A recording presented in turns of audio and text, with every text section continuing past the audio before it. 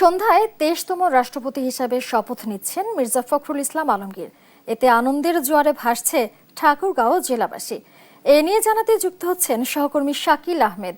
শাকিল, কি বলছেন জেলাবাসী, বিস্তারিত জানাবেন? ধন্যবাদ সালমা।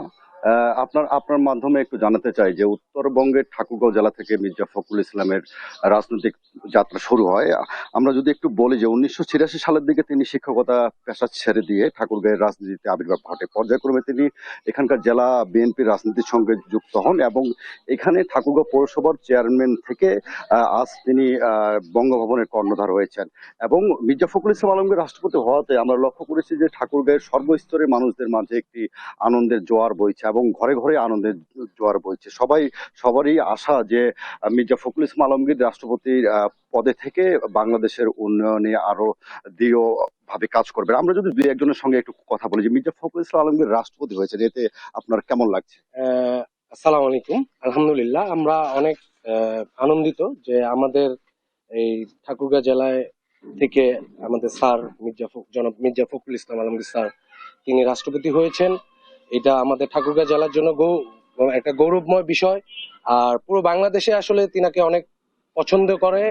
আর তিনি ব্যক্তিগতভাবে তিনি অনেক সুশীল, আর তিনি অনেক শান্ত মেজাজি। আমরা তিনার সাথে চলতে পারছি। এখন আমরা দোয়া করব যেন আগামীতে তিনি সুস্থ থাকেন আর এবং এই দেশের প্রতি তিনি খেয়াল রাখেন।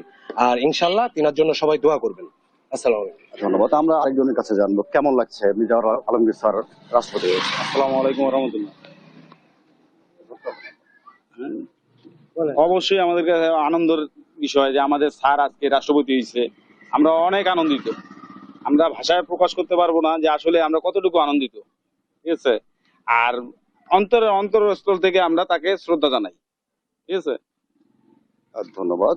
সালমা, আপনি যেমনটি শুনছিলেন যে এখানকার সাধারণ মানুষ এবং রাজনৈতিক যারা দলীয় নেতাকর্মী রয়েছেন সবাই অনেক বেশি খুশি যে মির্জা ফখরুল ইসলাম আলমগীর রাষ্ট্রপতি হওয়াতে।